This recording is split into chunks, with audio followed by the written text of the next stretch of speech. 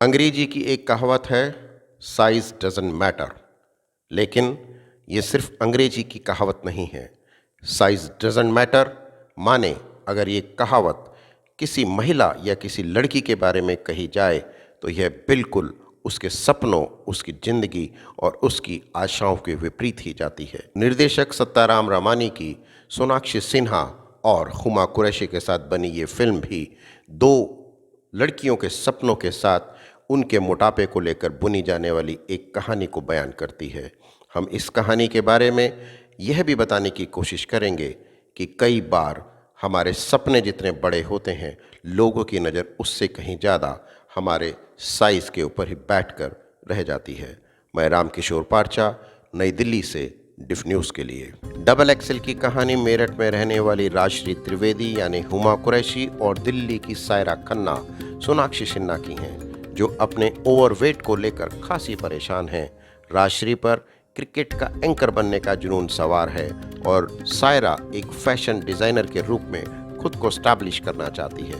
लेकिन दोनों की ही जिंदगी तब बदल जाती है जब सायरा का बॉयफ्रेंड उसे धोखा देता हुआ पकड़ा जाता है और राजश्री त्रिवेदी अपने करियर के दौरान कुछ ऐसी समस्याओं का सामना करती है कि दोनों को लगने लगता है कि अब अपने मोटापे और सपनों से अलग उनकी व्यक्तिगत जिंदगी को भी एक बार अपने तरीके से जीकर देख लेना चाहिए।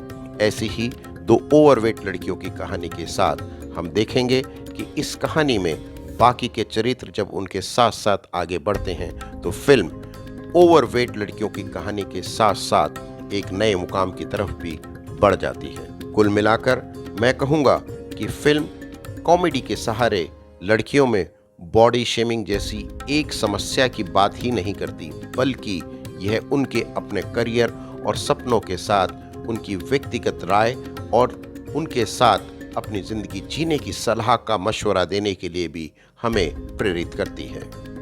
आइए अब बात करते हैं इस फिल्म के गीत और संगीत पर। डबल एक्सेल फिल्म के गीत मुदस्सर अजीज़ ने लिखे हैं और इसका संगीत सोहेल सेन और कनिष्क सेठ ने बनाया है।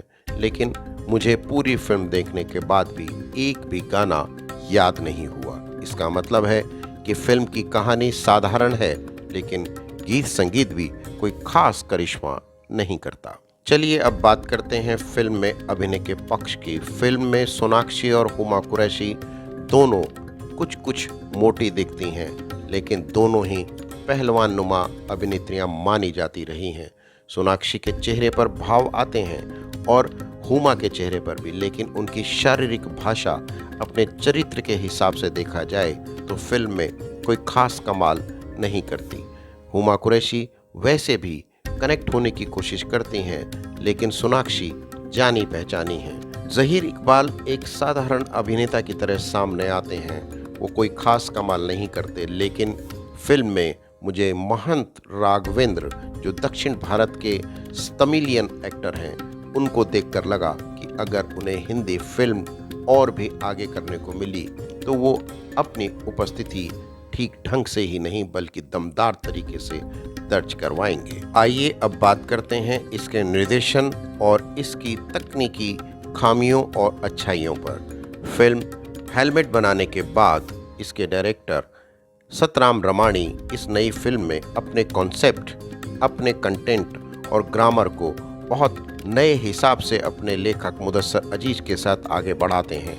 आज के दौर में अगर देखा जाए तो बॉडी शेमिंग पर बहुत सारी फिल्में हमारे सामने आई हैं। गौर से देखा जाए तो बॉडी शेमिंग कोई नया विषय नहीं है, लेकिन एक हल्की फुल्की कॉमेडी के जरिए मुदस्सर अपनी कहानी में इसके डायरेक्टर सतराम रमाणी के साथ अपने विषय को सारगर्भित बना देते हैं। हालांकि इसके स्टैंडर्ड और इसके दृश्यों में कोई खास तकनीकी परफेक्शन मुझे दिखाई नहीं देता, लेकिन फिर भी देखा जाए तो इस फिल्म को एक बार सोनाक्षी और हुमा कुरैशी के लिए देखना चाहिए। हालांकि फिल्म में कुछ शॉट्स मुझे काफ़ी इमोशनल लगे, लेकिन कहानी में कई जगह मुझे उसको खींचकर बड़ा करते हुए होने का एहसास भी हुआ।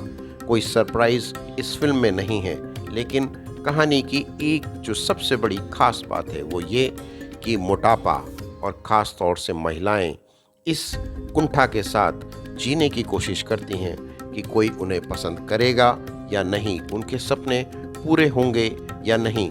तो रमानी और मुदस्सर अजीज़ ने उनकी इस सोच को बदलने की कोशिश अपनी फिल्म में ज़रूर की है। यानी अब हम कह सकते हैं कि साइज़ डजंट मैटर। आइए अब आपको बताते हैं कि डबल एक्सेल फिल्म को आप क्यों देखने जाएं। मुझे लगता है कि जो महिलाएं या जो लड़कियां अपने ओवरवेट साइज़ को लेकर परेशान हैं, उन्हें इस कुंठा से अब मुक्त हो जाना चाहिए।